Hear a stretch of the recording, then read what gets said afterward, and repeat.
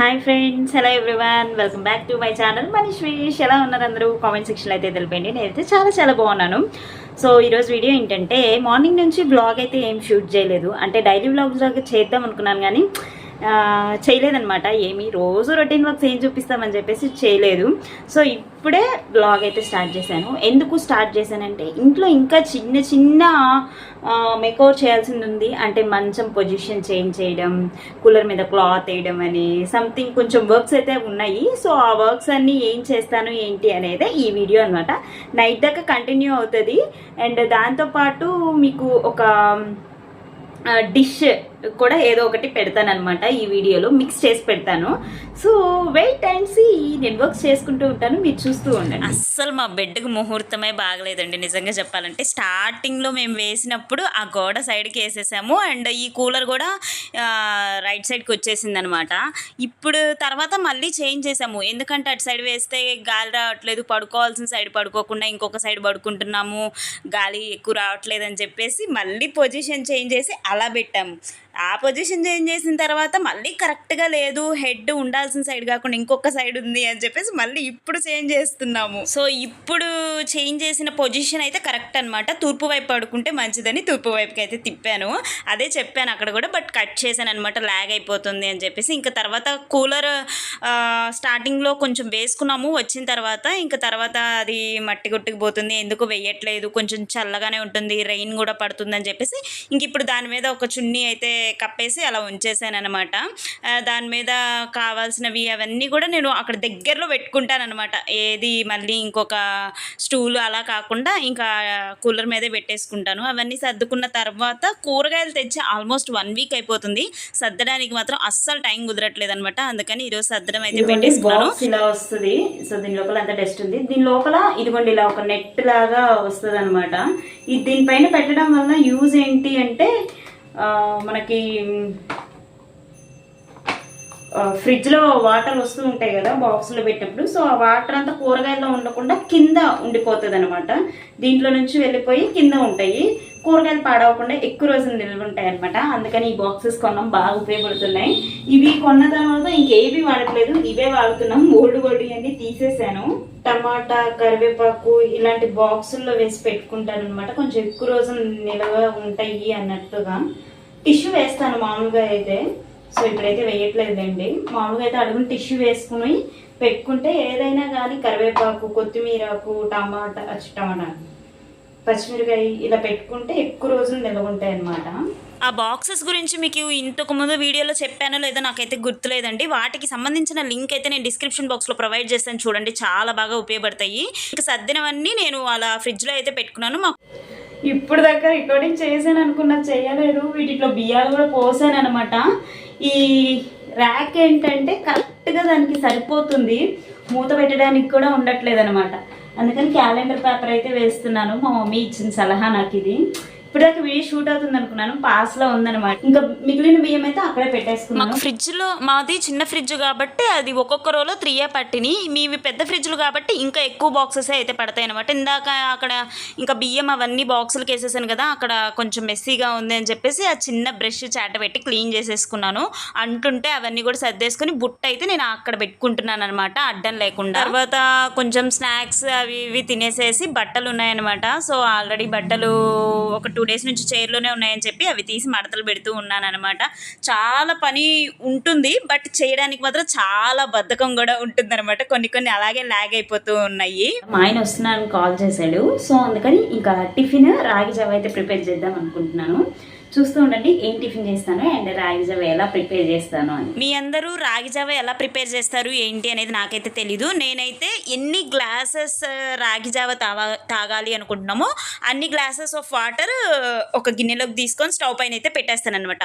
అవి కొంచెం బాయిల్ అయ్యేలోపు ఒక చిన్న కప్లో ఎన్ని గ్లాసెస్ వాటర్ అయితే పోసామో అన్ని స్పూన్స్, సపోజ్ 1 గ్లాస్ వాటర్ పోస్తే 1 స్పూన్ రాగి పిండి వేసుకోవాలి. అట్లా నేను 2 గ్లాసెస్ పోసాను కాబట్టి 2 స్పూన్స్ రాగి ఫ్లోరు కొంచెం పల్చగా వాటర్ పోసి కలిపేసుకొని దాంట్లో పోసి అది ఒక 5 మినిట్స్ అయితే కుక్ చేస్తాను. అంతే, బాగా పల్చగానే కుక్ చేస్తాను. ఎందుకంటే చల్లారిపోయిన తర్వాత అది కొంచెం చిక్కబడిపోయిద్ది కాబట్టి.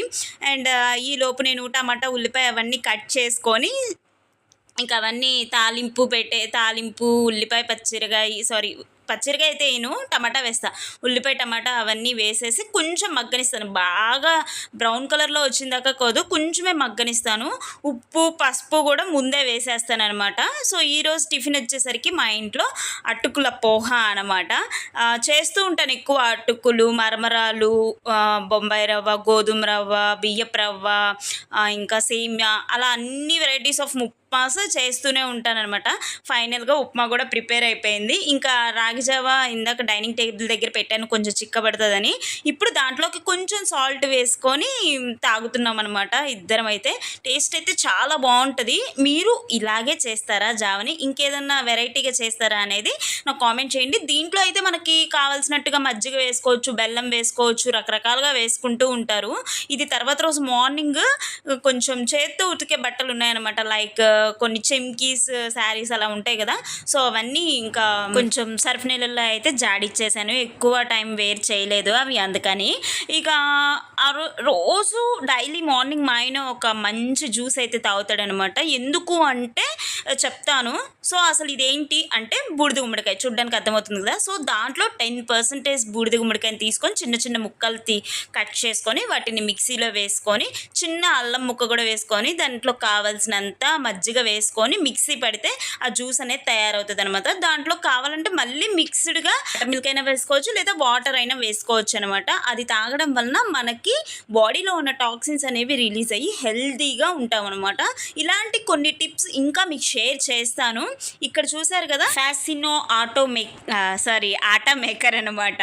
సో ఇందులో మనకి mixer and atta mixer handle, ఆటాకి సంబంధించి 1 కప్పు, వాటర్కి సంబంధించింది 1 కప్పు, ఆయిల్కి సంబంధించింది 1 కప్పు, ఇవి వచ్చేవి దీంట్లో అనమాట.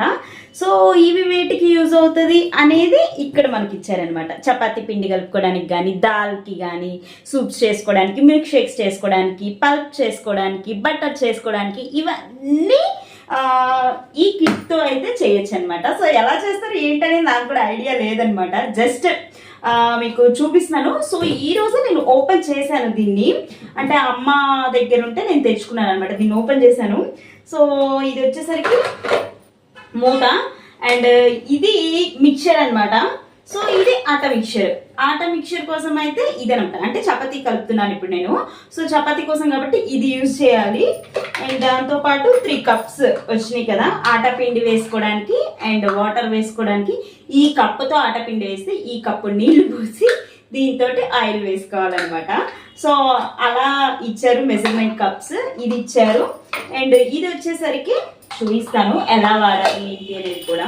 ఇది వచ్చేసరికి ఇక్కడ ఉంటుంది అనమాట, ఇలా పెట్టి ఇలా తిప్పుతూ ఉంటే మిక్స్ అయిపోతుంది అనమాట పిండి. ఎలా ఉంటుందో చూడాలి.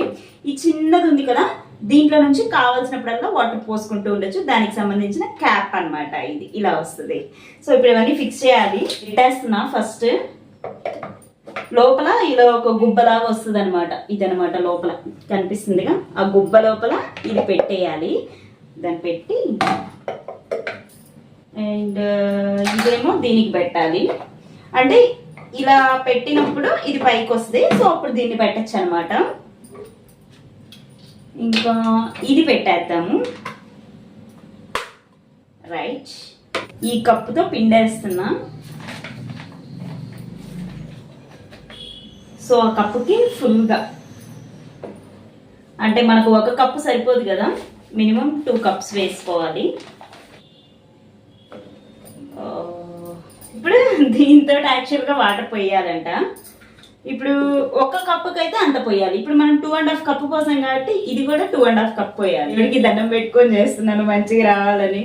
చూద్దాం ఆయన ఎలా ఉంటుందో అర్థమయ్యి కావట్లా. అంటే ఈ కప్పుతో ఆయిల్ పోయాలి. ఇదిగోండి కప్పుతో ఆయిల్.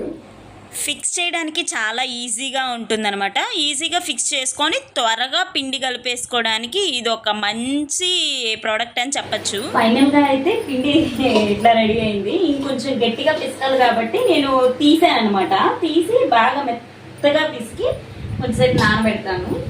ఇంతోటి కలిపినంత వరకు కలిపి లాస్ట్లో ఇది వాడాను అనమాట. ఫైనల్గా రిజల్ట్ అలా వచ్చింది. ఈ product same Fascino atta maker అని మనము అమెజాన్లో సెర్చ్ చేస్తే ఈజీగా వస్తుంది. దానికి సంబంధించిన లింక్ నేను డిస్క్రిప్షన్ బాక్స్లో ప్రొవైడ్ చేస్తాను, చెక్ చేయండి. వీడియో ఎలా ఉందండి, నచ్చిందా? చివరి వరకు చూసారనే అనుకుంటున్నాను. చూసిన వాళ్ళందరూ ప్లీజ్ లైక్ చేయండి, షేర్ చేయండి. అండ్ ఇంకా మన ఛానల్ ఎవరైనా సబ్స్క్రైబ్ చేసుకొని వాళ్ళు ఉంటే ప్లీజ్ సబ్స్క్రైబ్ చేసుకోండి.